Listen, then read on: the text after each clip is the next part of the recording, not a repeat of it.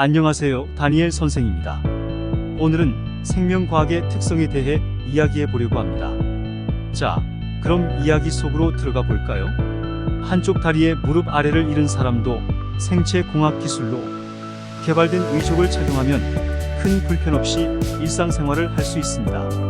이 의족은 사용자의 동작에 맞추어 자연스러운 움직임을 구현하도록 설계되었습니다. 생체공학은 자연에서 발견되는 생물의 과학적 생활 방식과 구조를 적용하는 학문으로 생명과학과 관련이 있습니다. 생명과학의 연구 대상. 생명과학은 생물의 형태와 살아가는 과정, 생물과 생물 사이의 관계, 생물과 환경과의 관계 등을 연구하는 학문입니다. 그래서 아주 작은 분자에서부터 세포, 조직, 기관, 기관계, 개체, 그리고 생태계, 지구 위의 모든 생물을 포함하는 생물권에 이르기까지 연구 대상의 규모도 다양합니다. 또한 아주 짧은 시간 동안 일어나는 일부터 수십억 년에 걸쳐 일어나는 일까지 연구 대상으로 하고 있죠. 생명과학의 통합적 특성. 생명과학은 생명현상을 대상으로 하는 학문입니다. 하지만 물리학이나 화학과 같은 물질과학의 연구 결과를 활용하여 비약적으로 발전했습니다. 생명과학의 발전으로 물질과학의 연구 분야도 넓어졌습니다. 물리학 이론을 바탕으로 만들어진 현미경은 세포의 구조를 밝히는 데 큰 공헌을 했습니다. 푸른 곰팡이에서 추출한 페니실린이라는 항생제는 화학의 도움 덕분에 의약품으로 사용될 수 있었습니다. 결정학의 연구 결과를 바탕으로 생명과학자와 물리학자가 DNA 모형을 함께 만들어 그 구조를 규명했습니다. 오늘날에도 생명과학과 다른 과학 분야의 통합 연구로 유용한 결과가 창출되어 있습니다. 생명과학의 한 분야인 생화학에서는 생명체에서 일어나는 화학작용을 연구하여 의학 발전에 기여했습니다. 뿐만 아니라 생물정보학에서는 컴퓨터를 이용하여 DNA의 염기 서열과 단백질의 아미노산 서열을 분석함으로써 단백질의 구조와 유전자 발현 등을 예측합니다. 또 생물역학에서는 역학을 이용하여 동물의 움직임을 분석하거나 운동선수의 부상 방지 방법을 연구하기도 합니다. 법과학에서는 혈액이나 머리카락에서 얻은 유전 정보를 분석하여 사건을 해결하기도 하죠. 한 걸음 더 나아가 생명공학자는 인공고관절이나 인공심장 판막과 같은 인공장기를 개발하고 있습니다. 여러분, 시스템 생물학이라고 들어보셨나요? 시스템 생물학은 시스템 이론을 생명과학에 응용하여 생체 구성 요소들의 상호관계와 상호작용을 분석하고 규명함으로써 생명현상을 시스템 차원에서 이해하고자 하는 학문 분야입니다. 수학, 전자공학, 화학, 물리학, 생명과학, 약학 등을 포함하는 일종의 융합과학입니다. 시스템 생물학의 가장 주요한 목적은 생물 시스템을 모형화하여 개별 현상과 구성 요소들이 상호작용할 때 새롭게 나타나는 특성을 발견하는 데 있습니다. 그래서 시스템 생물학에서는 수천 가지 단백질과 대사물질, 생명체를 구성하는 분자, DNA, 세포 소기관들을 모형안으로 통합하여 재구성하거나 이와 같은 재구성의 원리를 세포, 조직, 기관과 같은 생물 체계에 적용하는 연구를 합니다. 시스템 생물학의 연구 주제에는 어떤 것이 있을까요? 혈압을 낮추는 약은 체내 여러 기관의 기능에 어떤 영향을 줄까?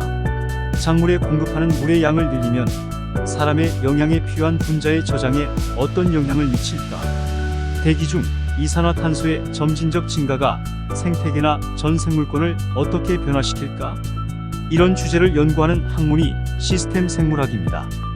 각 연구 주제에 맞는 생물 시스템을 모형화하여 상호작용에 대한 특성을 찾아보는 학문입니다. 최근 들어 시스템 생물학이 주목받는 까닭은 무엇일까요? 생명 시스템의 작동 원리, 다양한 외부 자극에 대처하는 과정 등을 유전자와 세포 수준에서 규명한다는 점 때문입니다. 이러한 연구 성과는 새로운 차원의 질병 예방법과 치료법 개발, 신약 개발에 기여할 수 있습니다. 따라서 시스템 생물학은 미래의 핵심적인 연구 분야가 될 것입니다. 시스템 생물학의 일반적인 연구 과정을 알아볼까요? 첫째, 생명과학자가 가설 설정을 합니다. 둘째, 그런 다음 생명과학자와 시스템 과학자가 모여 실험 설계를 하죠. 셋째, 실험 결과를 전산화합니다. 여기에는 생명과학자와 나노과학자가 함께 참여하게 됩니다. 넷째, 정보과학자와 시스템 과학자는 전산화된 정보를 수집하고 정리합니다. 다섯째, 그리고 여기에 통계학자, 수학자가 함께 이를 모형화 작업을 합니다. 여섯째, 시스템 과학자는 모의 실험을 합니다. 일곱째, 모의 실험 결과 생명과학자와 시스템 과학자가 모여 가설 검증 단계를 거치게 됩니다.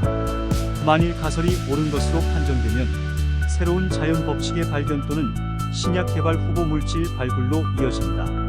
하지만 가설이 틀린 것으로 판정되면 가설 설정, 실험 설계, 모형화 등의 단계로 다시 돌아가 수정해야 합니다.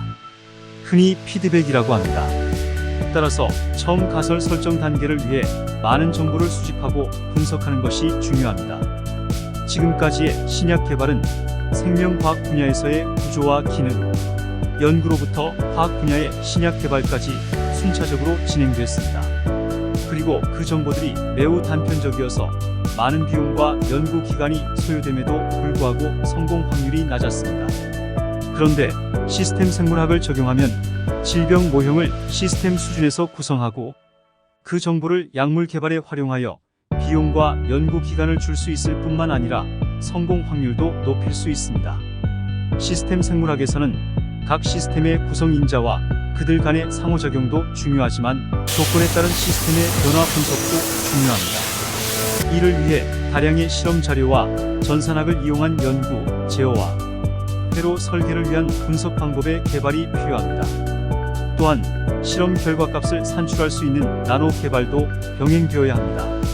시스템 생물학에서는 다양한 실험과 분석 기술을 사용하며 컴퓨터 과학과 통계학 등 다른 학문과의 융합도 강조합니다.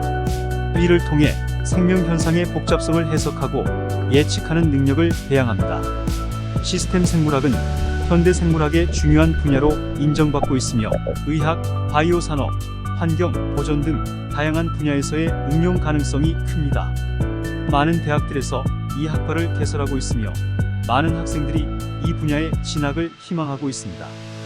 우리나라에서는 자연과학 계열 또는 공학 계열에서 시스템 생물학 전공을 모집하고 있습니다. 수도권에서는 단국대, 숙명여대, 세종대, 중앙대 안성, 연세대, 숭실대 등이 있습니다.